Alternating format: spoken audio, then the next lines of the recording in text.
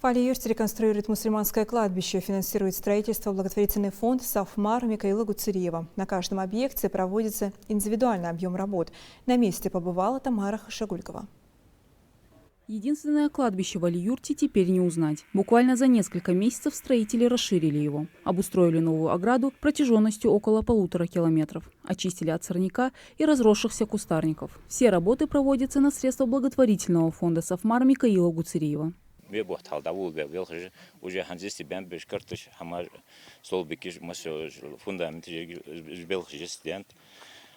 Площадка же подъездную дорогу из тебя, площадка же хамаш заканчивает, покраска заборовая.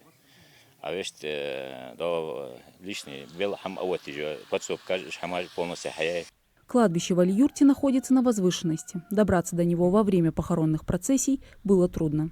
Особенно в непогоду. Но это все уже позади. Строители проложили новое асфальтовое покрытие протяженностью 500 и шириной 5 метров. Расширили и отремонтировали старый мост и предусмотрели место для будущей стоянки на 120 мест. Жители не нарадуются. Для них это долгожданные преображения.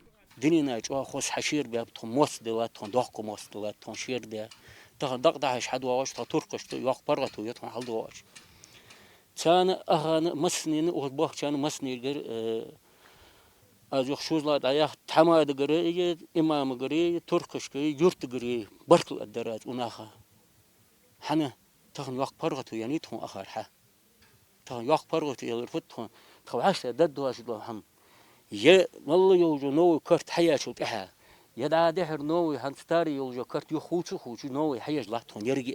Масштабная реконструкция кладбища в Али-Юрте началась благодаря договоренности главы Ингушетии Махмуда Али Калиматова с основателем благотворительного фонда «Сафмар» Микаилом Гуцериевым.